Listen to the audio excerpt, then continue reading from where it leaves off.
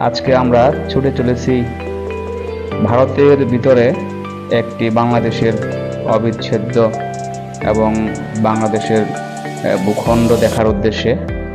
আপনারা সকলে জানেন যে বর্তমানে যেই অংশটি এখনো ভারতের ভিতরে বাংলাদেশের ভূখণ্ড হিসেবে চিহ্নিত এবং স্বাধীন সার্বভৌম রয়েছে, সেটি হচ্ছে দহগ্রাম আঙ্গরপোতা।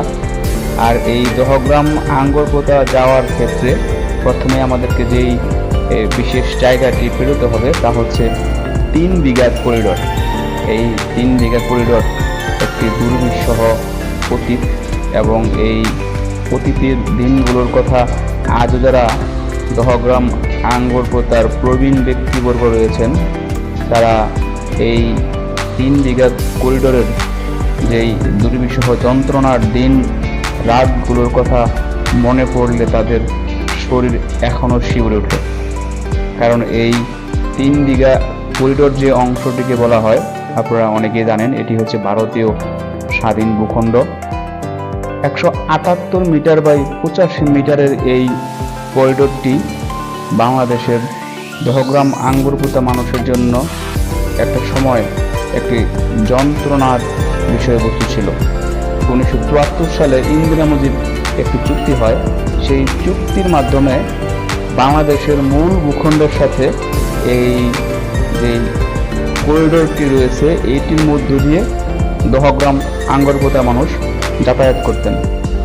কিন্তু নির্মম সত্য ছিল এবং নির্মম বাস্তবতা ছিল, এই যাতায়াতের সময় সীমাটা ছিল রেশনিং সিস্টেমে, অর্থাৎ একটি সুনির্দিষ্ট সময় থেকে সুনির্দিষ্ট সময় পর্যন্তই এর মধ্য দিয়ে চলাফেরা করা যেত।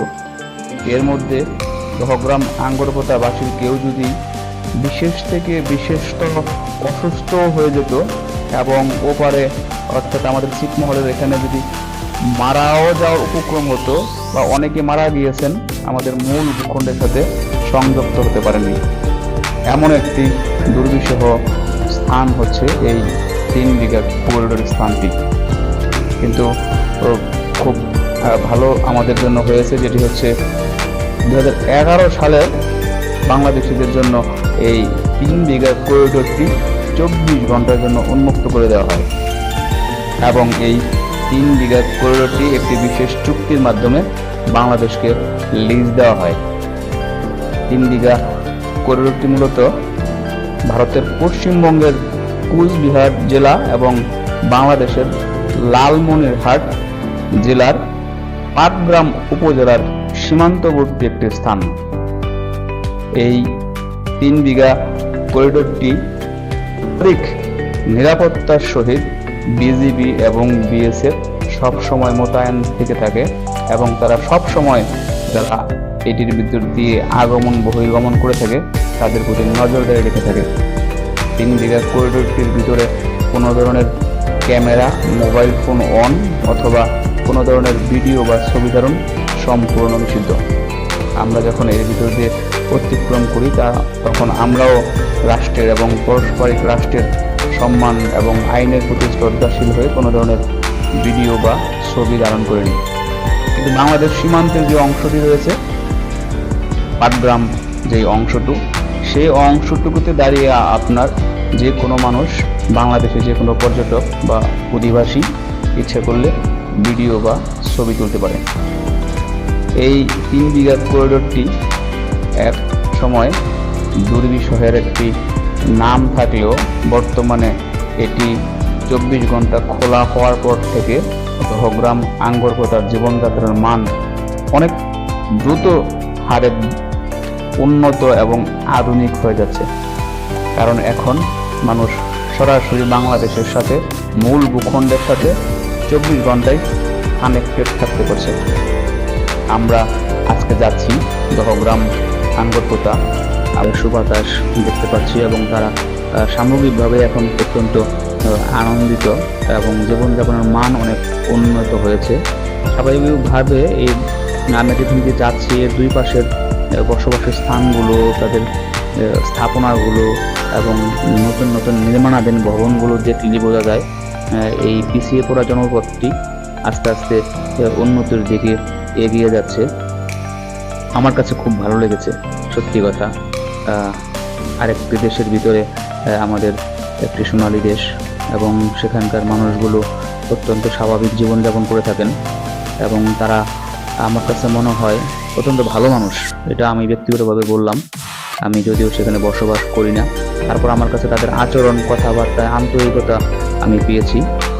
আমি যখন গিয়েছিলাম তখন শীতকাল ছিল, এবং সার্বিকভাবে আমার কাছে মনে হয়েছে দহগ্রাম অঙ্গরগুতা সত্যি সত্যি একটি সুন্দর এরিয়া, এবং এখানে আমাদের প্রাণের মানুষগুলো বাঙালি, বাংলাদেশি, সর্বোপরি আমাদের জাতীয়তাবোধের ভাই বোনেরা বসবাস করে থাকেন।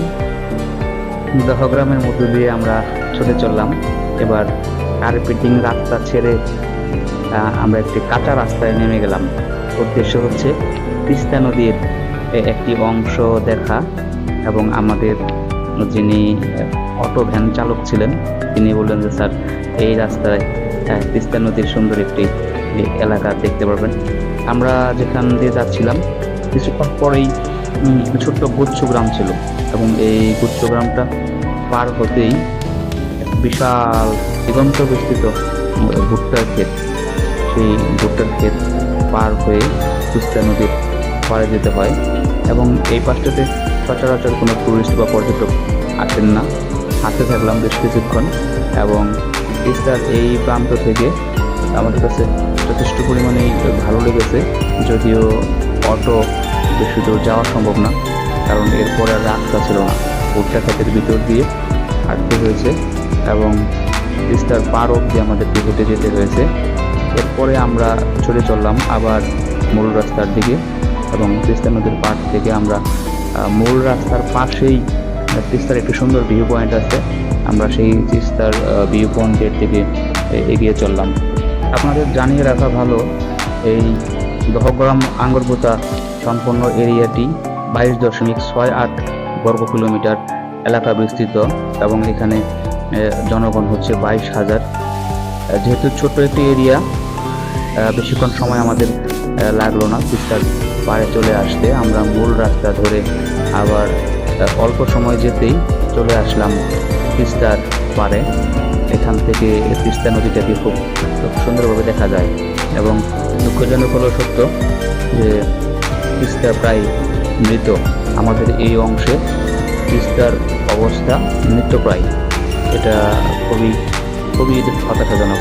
প্রমুক্ত তিস্তার পাড়ে দাঁড়িয়ে কবির ভাষায় কবিতার দুটি লাইন বলতে ইচ্ছা করছে। আমাদের ছোট নদী চলে বাঁকে বাঁকে, বৈশাখ মাসে তার হাতে জল থাকে, পার হয়ে যায় গরু, পার হয়ে গাড়ি, দুই ধার উঁচু তার ঢালু তার গাড়ি। কিন্তু তিস্তার এই রূপ ছিল না, আমরা ইতিহাস থেকে সেটাই জানি। তার পক্ষতা একটি শক্তিশালী প্রমত্ত নদী ছিল। সেই নদীর ভিতরে আজ মানুষ কেটে যাচ্ছে, পানি তার হাঁটু জল। এটা আসলে খুবই দুঃখজনক, প্রকৃতির জন্য দুঃখজনক, এটা আমাদের রাষ্ট্রের জন্য দুঃখজনক, সর্বোপরি মানব জাতির জন্য এটি অবশ্যই চরমভাবে দুঃখজনক। আমরা চাই পানির যথাপযুক্ত ব্যবহার, নদীগুলো বেঁচে থাকুক, এবং এপার ওপারের মানুষগুলো প্রত্যেকেই এই সৃষ্টিকর্তার অসীম দান নদীগুলো থেকে পুরোপুরি সুবিধা নিয়ে জীবনযাপন আরও বেশি সুন্দর ও শক্তিশালী করুক। আমরা এবার ছুটে চললাম আঙ্গরপোতার দিকে, আঙ্গরপোতা বিজিবি ক্যাম্প। পথিমধ্যে আমরা একটি রাজপ্রাসাদ দেখতে পেলাম, বলার অপেক্ষা রাখে না। এই রাজপ্রাসাদটি কে বা কারা নির্মাণ করতে পারে, দেশে যাদের পক্ষে এ ধরনের রাজপ্রাসাদ নির্মাণ করা সম্ভব তারাই করেছেন হয়তো। এবার আমরা বাংলাদেশ এবং ভারতীয় সীমান্তে দাঁড়িয়ে আছি, আমি এবং আমার কাজিন। এটি হচ্ছে ভারত এবং বাংলাদেশের সীমানা পিলার। এই পাশে হচ্ছে ভারত, ওই পাশে বাংলাদেশ সীমানা পিলার। তো আমি এবং আমার কাজিন করলাম, করলাম। এখানে দাঁড়িয়েই দ্বিপাক্ষিক আলোচনা করে নিলাম। আমার কাজিনকে আমার ভারতীয় বর্ডার এলাকা দিয়ে কাছে বিশেষ আবেদন রাখলাম যেন সীমানায় আর কোনো ফেলানির লাশ ঝুলে না থাকে। আমরা ভারত বাংলাদেশ পাশাপাশি রাষ্ট্র, পরস্পরের প্রতি বন্ধুত্ব সুলভ, পরস্পরের প্রতি সমমর্যাদা নিয়ে এবং পরস্পরের অবস্থান থেকে আন্তরিকতা ও ভালোবাসা নিয়ে বসবাস করতে চাই। কোনো নিরীহ নিরপরাধ মানুষ যেন লাশ না হয়। আমার কাজিন চলে যাচ্ছে ভারতীয় সীমানার মধ্যে আছে এবং ভারতীয় সীমানার ভিতরে চলে যাচ্ছে পাসপোর্ট ভিসা ছাড়াই। আমি তাকে আরেকবার মনে করিয়ে দিলাম ফেলানি সহ অন্যান্য ব্যক্তিবর্গের কথা। তো সে কিছুটা মনে ভয়ে আতঙ্কিত হয়েই দ্রুত বাংলা সীমানায় ঢোকার চেষ্টা করতেছে এবং এক লাফ চলে আসছে বাংলাদেশ সোনার বাংলায়। তো আমরা এখানে দুজন ছুটি করতে করতে চলে আসলাম বাংলাদেশের শেষ সীমান্ত বিজিবি ক্যাম্প আঙ্গরপোতায়। সামনে একটি সতর্কবাণী লেখা আছে, সামনে ভারতীয় সীমানা, ওদিকে যাওয়া যাবে না। আমরাও গেলাম না, এখান থেকেই জাস্ট একটু ছুটি করলাম। আমাদের বিজেপি ভাইয়ের সাথে আলোচনা করলাম। আমি বিজেপি ক্যাম্পের কোনো ভিডিও ধারণ করিনি, কারণ এটা আমাদের রাষ্ট্রীয়ভাবে নিষিদ্ধ বা নিরাপত্তার স্বার্থে আমি দেশের আইনকে লঙ্ঘন করার পক্ষে নই। আজকে এ পর্যন্তই এবং দহগ্রাম আঙ্গরপোতা থেকে আমাদের এটি শেষ ভিডিও ছিল। ধন্যবাদ সবাইকে, ধন্যবাদ আমার সাথে যারা ছিলেন। আসসালামু আলাইকুম।